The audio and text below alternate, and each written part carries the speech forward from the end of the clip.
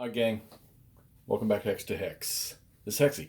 All right, so I want to wrap up the soldiers gameplay for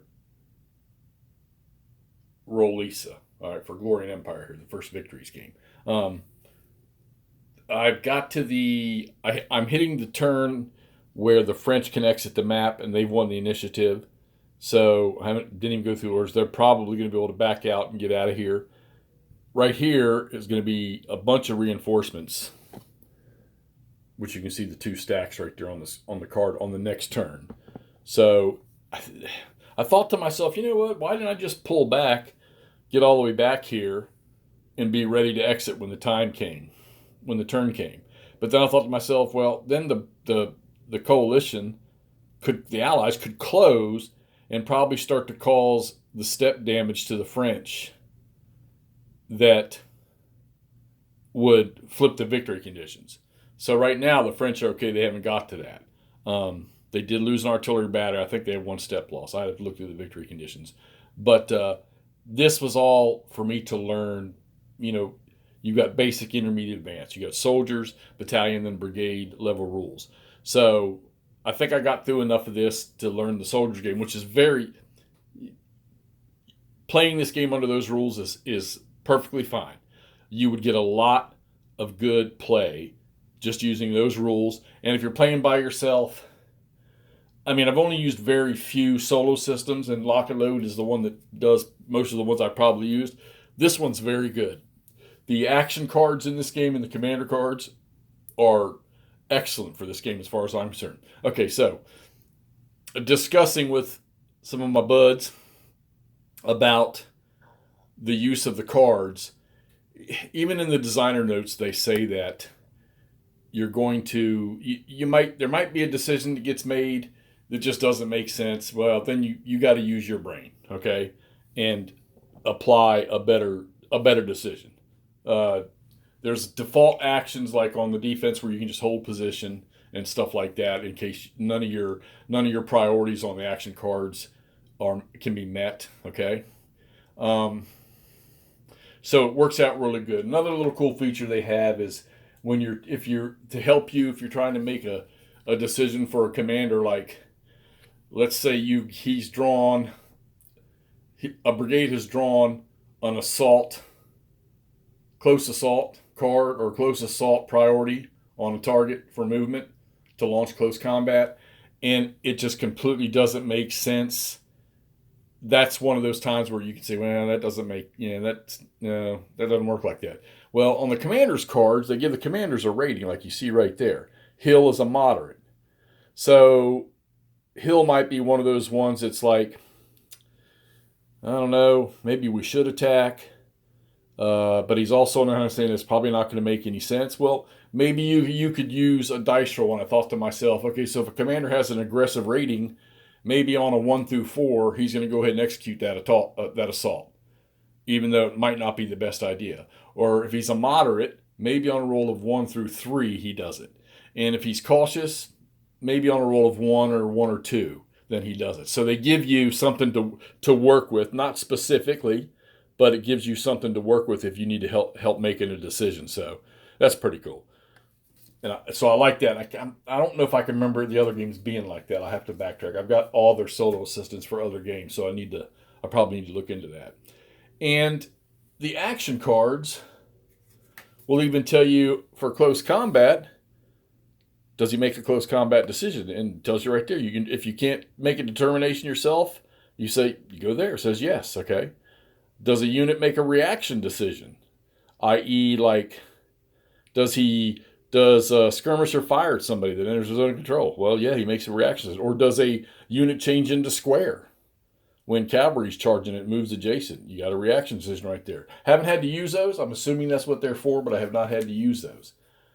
Okay, so I just wanted to go over a couple things in this game. One, John O'Reilly, one of the subscribers to the channel, he caught a couple things in my little sort of short little live playthrough. So there is no reaction fire for a unit that involuntarily retreats from an enemy zone of control. It's only if you voluntarily retreat. I'm going to talk a little bit about that here in a second. Rally checks. If you are adjacent, if an adjacent unit is in, all right, and I talked about this before, medium density terrain or heavy density terrain like woods and towns and stuff like that, zones of control don't extend into them. Okay?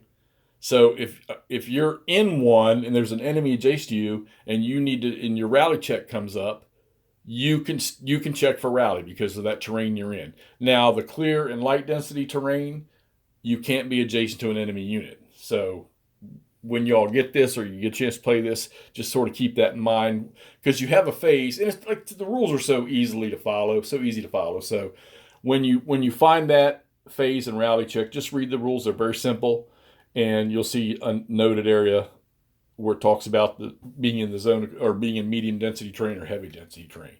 All right, units that leave an enemy zone of control.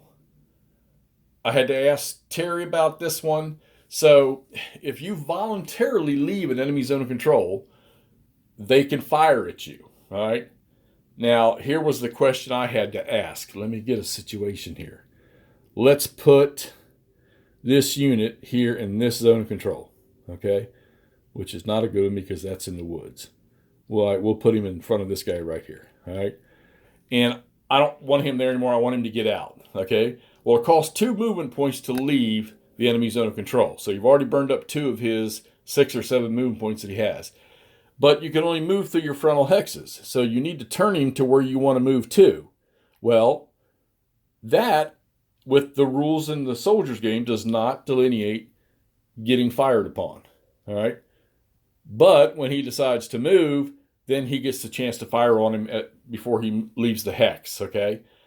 Now, here was the question that I had. If that's the case, these are his, if he's facing that hex side when he turns around, which they just did an about face, is this considered flanking or enfilade fire? Well, according to Wade's explained, this is not.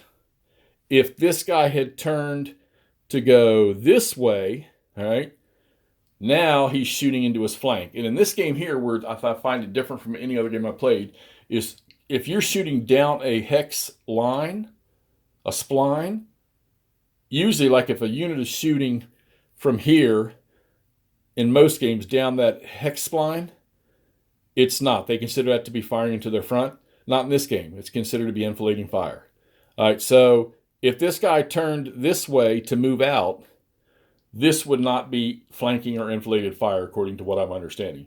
So he would take his 2 to move, or 2 to turn around, and then, or 2 to leave the zone of control. So on that road, he'd be moving. That would be 3 to get out of there. Okay, and that's how that. Unless, of course, the fire deals with him or does something to him and changes what he does. So you got to keep that one in mind. No, it's not real difficult, complex, or process, but it's just a little different than a lot of other games. Like I always remember, I think it was Terrible Swift Sword. If you were shooting into the back end of somebody that was enfilading fire. All right, so I went over that one, leaving zone of control. Morale checks if entering an enemy zone of control and not in assault mode. That's another one that I caught. So if these guys here have an attack order, let's get one out of it. Let's say this brigade, Thane, he's under attack orders, and this guy wants to close on these guys right here. All right. First off, they got skirmishers deployed underneath there, so they're going to get shot at anyhow. If you just move him in there, he has to take a morale check. But if you give him an assault order, all right, then he moves in there. He does not have to take that morale check.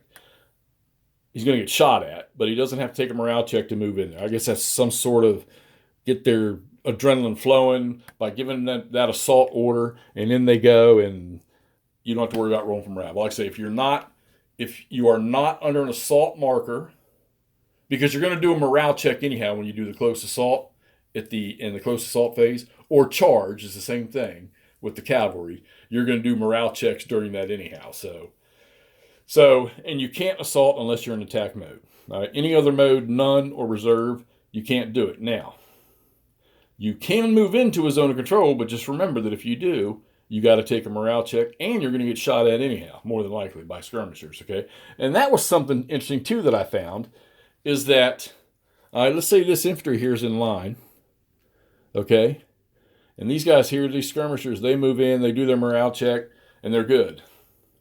He cannot fire at them reaction fire. The only reaction firing that can be done is by skirmishers, apparently. So I want to make sure I flip to that. Reaction fire is combat units that okay, so if a unit voluntarily changes formation within or exits the enemy zone of control, all right?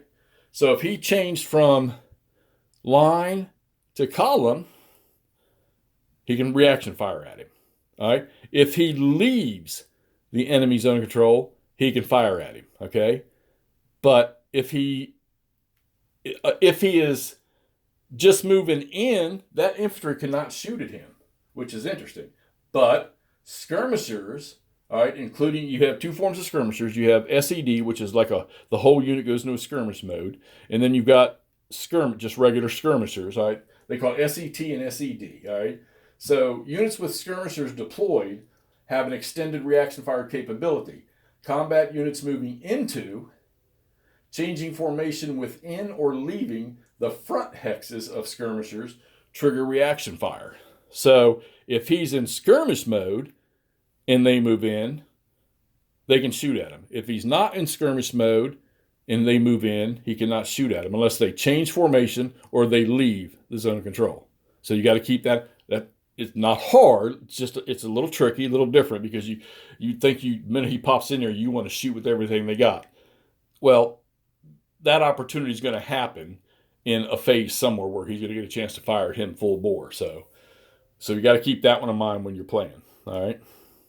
And actually, it's kind of I kind of like the rule, because the way the system goes back and forth here, it's like when you're the phasing player and you hit your fire phase, all your units that can fire, artillery, infantry, whatever, they get to shoot. The non-phasing player, he only gets to return fire with his artillery. And then when it's his turn, it's the same process for him. He can just fire everything he wants, and then the opposing player only gets to return artillery. Remember, these are 20-minute turns, and you have to picture that all this stuff is happening simultaneously, all right? Even though as we're playing it, it's not in our brains. It's not physically, but in your mind, you got to remember that this is a 20-minute turn and all this stuff's all happening at the same time. So, another cool thing about the solo AI is drawing your command cards for the bot, for your opposing player, to see what sequence a brigade, who's going to go first, rolling for your orders. That one's kind of okay. So, let's say I'm rolling for orders. I got one order to give, and I start going through my British cards, and I roll here. And you don't use the orders initiative in the soldiers game. You just roll, and if he gets attack or reserve, well, your one order's gone. I don't know about that rule so much. I'd probably have to have an explanation why, because a good commander sitting over here he's gonna know.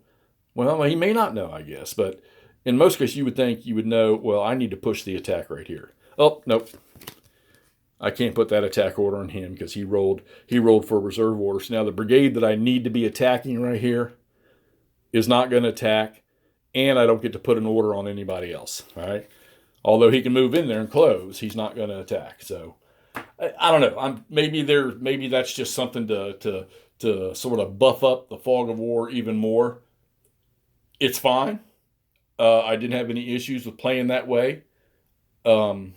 It's not like you get a ton of orders anyhow. There's 7 leader cards in there for the allies, and they had one turn where they got 2 orders, and I was lucky because Hill drew an attack order. And then I think somebody over here also drew an attack order. But I played this as the French as kind of a delaying action. Because like I said, I figured if I pulled back real fast and they closed, I had nowhere to go. And they could keep shooting at me. And eventually they were probably going to cause the step losses that would have created the victory conditions, all right? Or maybe even they would have collapsed me right here at the exit, and I would not have been able to get everybody out of here the way I needed to. All right. So that's just the basics of the soldiers game, which would be the basic game to this. And like I say, if you get this and you don't want to go real deep, This system, the basic level, the soldier's game, is perfect. All right, you can have a lot of fun playing this with that. But I think what I'm going to do now is I'm going to take this one down, and I'm going to get on to one of the Vimero scenarios and start learning the. I'm going to jump right to the brigade rules. I think. I don't know. We'll see. I'm gonna start looking through them, and then I'll determine whether I'm going to go to the battalion game or straight into the brigade game, and then let's see how that turns out. You have to give me a couple of days on that one there, trying to soak up those rules. All right, so Glory and Empire, Soldier's Game, fun, easy to deal with. I think you could play anything under this system. Might lose a little bit of the detail of what Napoleonic warfare was like with all the troops in line and everything, but all in all, this is a blast. I'm having a really, really good time with this. It's funny because when I sit down and play, I think I was 2 turns in, and I sit down here the other day and I played 1, 2, 3, 4, 5. I played 6 turns without almost taking a breath. So it is a good system. All right, let's get this up so you can see how I fared with the soldiers rules, and now let's move on to the more detailed stuff. See you soon.